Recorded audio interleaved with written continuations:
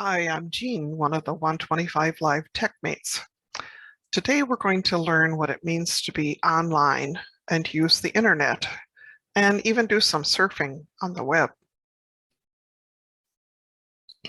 To be online, you must have connections to the internet. The website target.com defines the internet as follows. The internet, sometimes called simply the net, is a worldwide system of computer networks, a network of networks in which users at any one computer can, if they have permission, get information from any other computer. You will need an internet service provider. Internet service providers provide access to the internet, and there's over 2,800 in the United States. These are some of the more common ones. These internet service providers give you different types of services depending upon what you choose. There's dial-up, which uses your phone line, and you cannot receive calls while using the internet. This is also the slowest option. DSL is a broadband connection that uses a phone line but doesn't tie up your phone. It's much faster than dial-up. Cable connects via TV, but it's only available in areas with cable TV. Satellite connects via satellites orbiting the Earth. 3G and 4G connect wirelessly through the ISP network. They also limit the amount of data that you can use. Some of the hardware needed for a dial-up connection, you need a telephone modem. A DSL connection uses a DSL modem, and a cable connection uses a cable modem. Satellite uses what is called a satellite adapter. Optional devices include a router. A router allows you to connect several computers or other devices to the internet. Without a router, you need an Ethernet cable to connect to the internet. A wireless router, which is more commonly known as Wi-Fi. Some modems do have a built-in router. You can also purchase a Wi-Fi adapter that plugs into your computer's USB port. Webster's Dictionary defines the World Wide Web as an information system on the internet which allows documents to be connected to other documents by hypertext links, enabling the user to search for information by moving from one document to another. In order to do browsing, you will need a browser. This is a software app for accessing the web or a local website. There are over 50 web browsers, and here's a few of the most popular ones.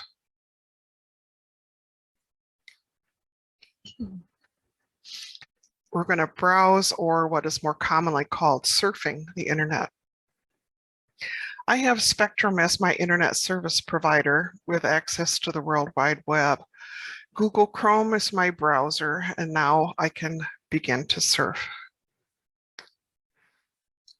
Web pages are reached by means of a uniform resource locator, or a URL. Web pages contain what are called hyperlinks that take you to other pages. Each hyperlink contains a URL. For example, this is an example of a URL. Most URLs start with HTTP, which means the browser uses the hypertext transfer protocol to retrieve them. When there's an S on the end, the communication between the browser and the server is encrypted for security. There are some common features in most browsers. Favorites or bookmarks, which are usually shown by a star. You have a browser history that allows you to go back and see what you've looked at. Navigation tools can be found they're forward and backward, and refresh and reload. The home button on many browsers, there's a home button, the address bar, and the search bar. Other web terminology that you might face would be a search engine. This is a website that provides links to other websites. For example, within the Google Chrome browser, there is a search engine called Google. Other terminology you might come across would be the cache. This is where many items such as web page resources to quickly revisit the same page at a later time are stored. Large images may be stored here so that they don't need to be downloaded again from a server. You can also hear the term cookies. Cookies contain login credentials or site preferences. Others are used for tracking user behavior over long periods of time. You have the capability of clearing the cache and the cookies periodically, which improves the performance of your computer. You'll also hear the term online virtual communities. These are several social networking websites. Twitter, YouTube, Facebook, LinkedIn, Pinterest, online virtual communities, internet forums, for example, Reddit, chat rooms. Good example is eHarmony, online computer games, for example, the League of Legends, and blogs, MyFitnessPal. We're going to go through and look up these various things. We're going to identify a secure website. We're going to find a URL. We're going to find an image within a hyperlink. We're going to look at a web-based form and find out how to complete and submit it. We're going to show you how you can print or download a file from a web page and search for information using keywords. You can log into a website securely using a username and password, and I'll show you how that is done as well. We'll back out here and we'll go to our Google Chrome browser.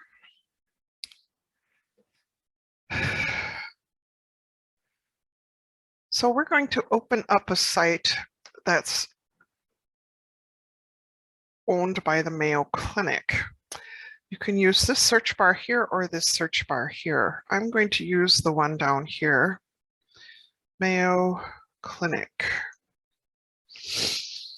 You can tell that this is their main website because it has an HTTPS in front of it and it is secure. So you can go ahead and click on that.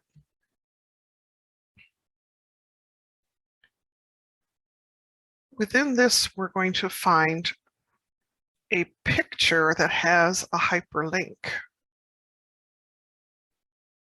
We're going to scroll down to these maps. If I hover over this map, you're going to see at the bottom of my screen that there is a web site that comes up, https mayoclinic.org patient visitor guide Arizona. That is called a hyperlink, and you notice that my mouse turned to a little hand with a pointer. If I click now, it will jump to that page, Mayo Clinic Visitor Guide Arizona. That is what is called a hyperlink. We're going to go to the TechMates public web.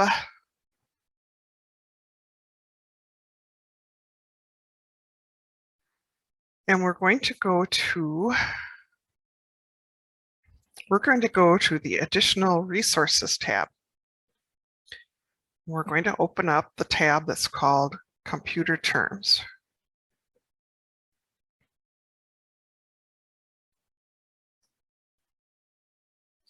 This is an example of a PDF. If you can see over here, it says .pdf. You can open it with Google Docs if you so choose, or you can use the down arrow and open it with some other application as well. Here is where the options are to download this particular document to your own computer or print the document from here. To complete and submit a web-based form, we're going to go to our TechMates Teams website.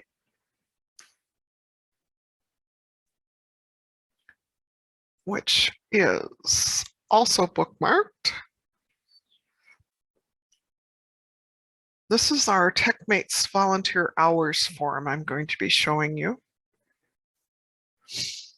And this is an example of a form that was created using Google. You'll notice there are areas that are required. You can see this red asterisk next to these names. So if you see that, you have to fill in those before you can submit the form. So just follow the directions on the form and go ahead and click on Submit. We're going to go to our Google Chrome browser again. And we're going to, in the search engine, we're going to type in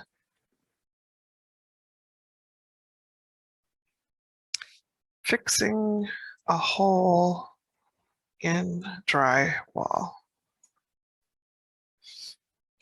As you can see, it brings up many different things. There's a video to begin with. There's also more questions from other people that have asked as well. And if those fit more relative to the question that you have, you can go ahead and look at these and use one of them if you like. Or you can keep scrolling down, and if you find a site that has an HTTPS, you know that that is a reliable site, and you can click on that and look at it.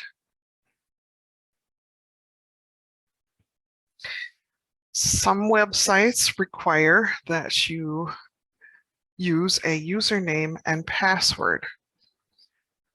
A couple examples are the Target online grocery shopping. When I go to the Target website, it always asks me for my username, and then when I complete my order, it asks me for my password.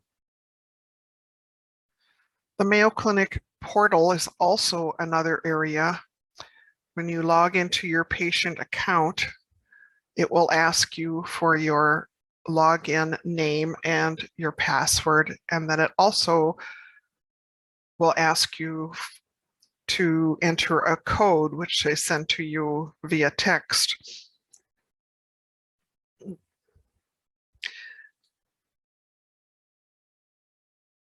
So I'm hoping that this video has been helpful to you.